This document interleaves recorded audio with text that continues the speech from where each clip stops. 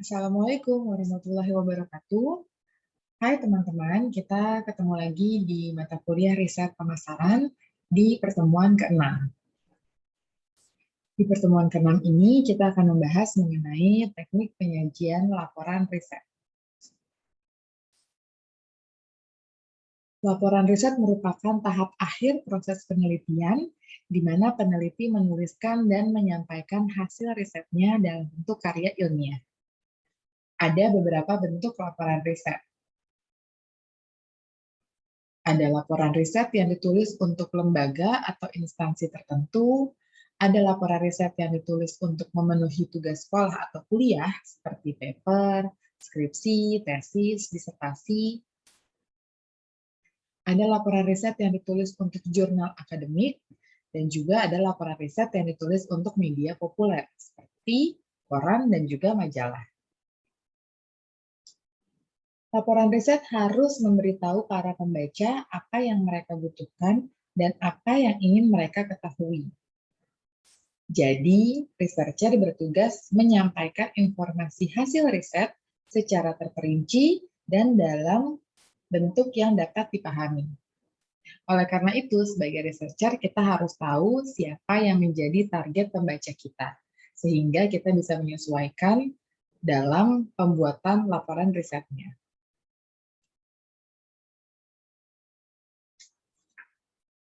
Suatu laporan yang dapat berkomunikasi secara efektif dengan para pembacanya setidaknya harus memenuhi 4 kriteria dalam pembuatan laporan riset. Yang pertama ada kelengkapan. Suatu laporan dianggap lengkap bila menyediakan semua informasi yang dibutuhkan pembaca dalam bahasa yang mereka pahami. Laporan yang mungkin tidak lengkap karena terlalu singkat atau terlalu panjang lebar. Penulis mungkin mengabaikan definisi-definisi dan penjelasan singkat yang mungkin sebenarnya diperlukan. Sebaliknya, laporan bisa saja panjang tetapi tidak mendalam. Hal ini mungkin disebabkan oleh keengganan untuk membuang setiap informasi yang didapatkan. Jadi pada saat kalian melakukan riset, itu pastikan banyak sekali informasi yang kalian dapatkan. Tapi tidak semua informasi bisa dimasukkan ke dalam laporan riset. Hanya informasi-informasi yang kalian rasa penting, yang terkait dengan subjek penelitian kalian, yang bisa kalian masukkan ke dalam laporan riset. Kriteria kedua adalah keakuratan. Laporan riset dapat menghasilkan ketidakakuratan karena kecerobohan dalam menangani data, dasar pemikiran yang tidak logis, atau penyusunan kata-kata yang janggal. Oleh karena itu, hal-hal ini sangat perlu kita hindari. Ketidakakuratan juga timbul karena kesalahan tata bahasa dalam tanda baca, ejaan, pola kata, kesesuaian subjek, dan kata kerja. Perhatian yang cermat terhadap rincian di bidang ini sangatlah penting bagi penulisan laporan. Kriteria ketiga adalah kejelasan. Kejelasan dihasilkan oleh pemikiran yang jelas serta logis dan ketepatan ekspresi. Bila logika yang mendasari tidak jelas atau penyajian yang tidak tepat, para pembaca akan mengalami kesulitan dalam memahami apa yang sedang mereka baca. Yang keempat, keringkasan. Selain harus lengkap, laporan juga harus ringkas. Ini berarti bahwa penulis harus selektif dalam memilih apa yang akan mereka masukkan ke dalam laporan riset mereka. Bila sesuatu yang tidak berhubungan langsung dengan subjek, maka seharusnya diabaikan saja. Tulisan yang ringkas adalah yang efektif karena menggunakan setiap kata secara maksimum. Berikut adalah sistematika laporan riset. Kita bagi menjadi 3 bagian, ada bagian awal, bagian tubuh, dan bagian akhir. Kita bahas di bagian awal dulu. Di bagian awal laporan riset teman-teman akan ada halaman judul. Di sini akan tertulis judul penelitian kalian, nama kalian, dan karena ini memang untuk memenuhi tugas kuliah, maka harus ada nama kampus kalian, kemudian mungkin nomor induk mahasiswa kalian, dan terakhir adalah tahun pembuatan penelitiannya. Yang kedua ada abstrak. Abstrak ini berupa ringkasan dari hasil penelitian kalian. Biasanya abstrak ini disajikan dalam dua bahasa Inggris juga bahasa Indonesia. Yang ketiga ada kata pengantar. Kata pengantar ditaruhnya di awal karena kata pengantar ini seperti semacam sambutan dari penulis dan biasanya berisikan tentang ucapan terima kasih kepada pihak-pihak yang telah mendukung penulis dalam melaksanakan riset ini. Lalu ada daftar isi, ini merupakan urutan dari penyajian laporan riset yang ada referensi halamannya. Nah, di daftar isi ini biasanya dilanjutkan oleh daftar tabel, daftar gambar, mungkin daftar grafik kalau kalian menggunakannya. Pokoknya daftar isi ini biasanya memudahkan para pembaca untuk bisa secara cepat mencari apa yang mereka butuhkan. Di bagian kedua ada bagian tubuh.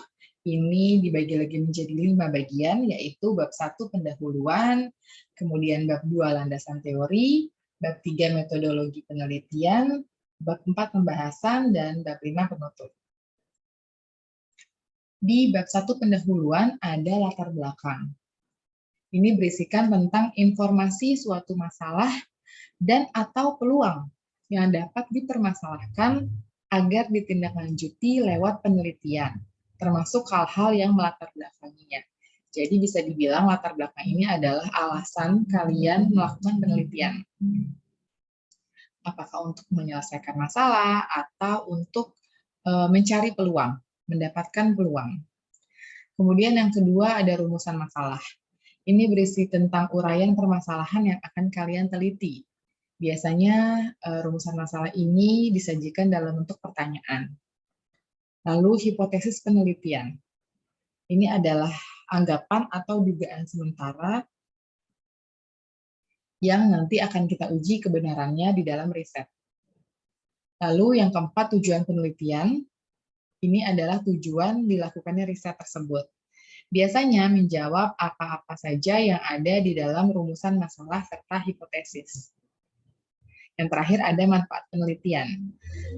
Di bagian ini menjelaskan kepada pihak-pihak mana saja hasil riset ini dapat bermanfaat. Di bab 2 ada landasan teori.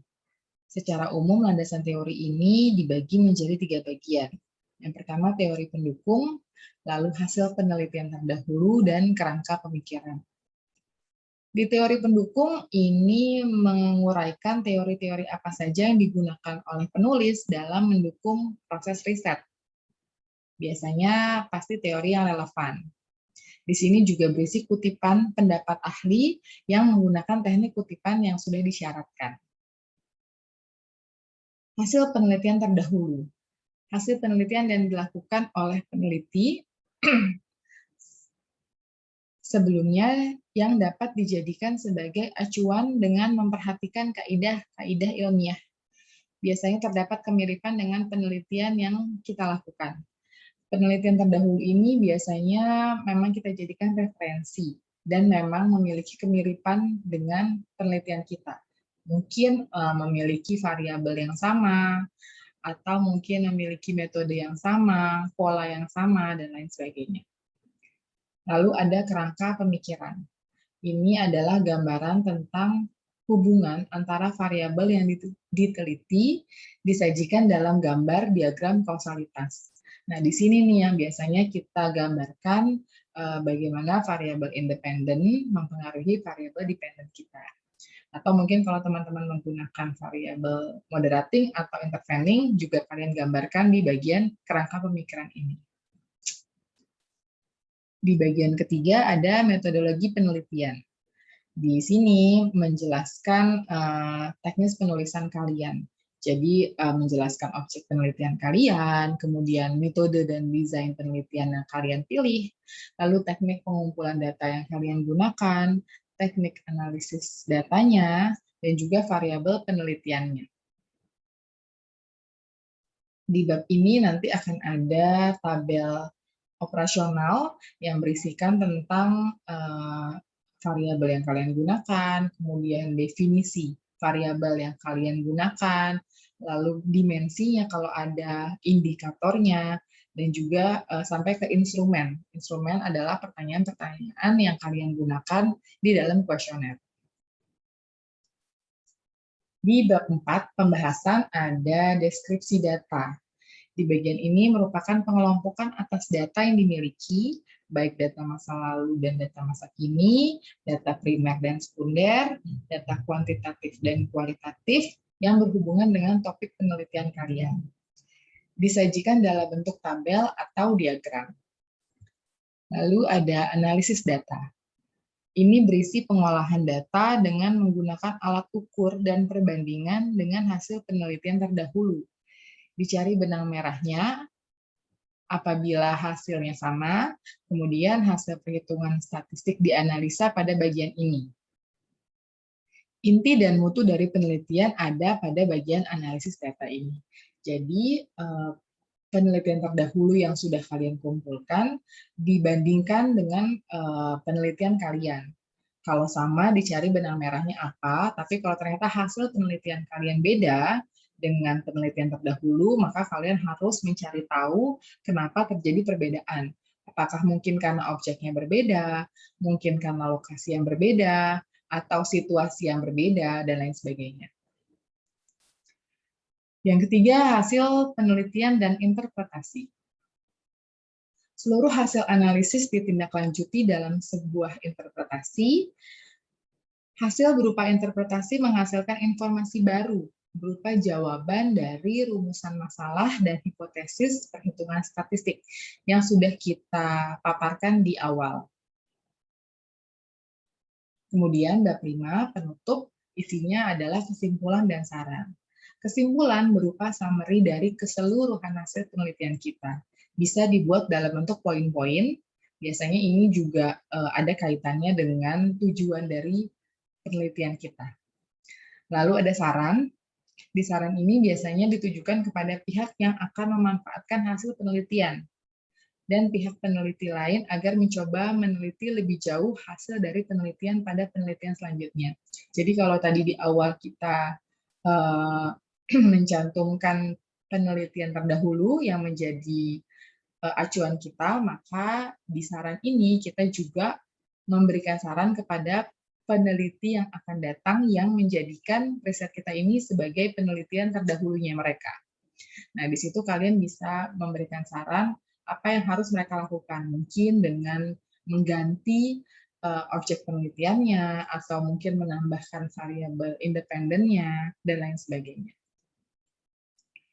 Di bagian akhir dari laporan riset, ada daftar pustaka dan lampiran-lampiran. Daftar pustaka ini berisi tentang data-data dari data-data atau sumber dari informasi yang kalian pakai. Misalnya pada saat kalian mendefinisikan variabel-variabel kalian, kalian mencari definisi tersebut mungkin dari buku atau jurnal atau penelitian terdahulu. Nah, sumber-sumber itu kalian cantumkan di daftar pustaka. Lalu lampiran-lampiran. Lampiran ini yang paling umum adalah kalian mencantumkan kuesioner kalian bila menggunakan, atau kalau kalian menggunakan teknik wawancara, kalian biasanya harus melampirkan daftar pertanyaan yang kalian sudah buat, atau mungkin ada foto-foto pada saat pelaksanaan riset seperti observasi, atau misalnya kalian proses wawancara, dan lain sebagainya. Atau mungkin lampiran ini juga bisa kalian isi dengan data mentah dari hasil pengolahan data. Misalnya ketika kalian menggunakan SPSS atau AMOS, itu kan ada data mentahnya. Nah, itu biasanya kalian simpan di bagian lampiran-lampiran. Baik, demikian adalah pertemuan ke-6 kita. Semoga bermanfaat. Terima kasih untuk yang sudah mendengarkan.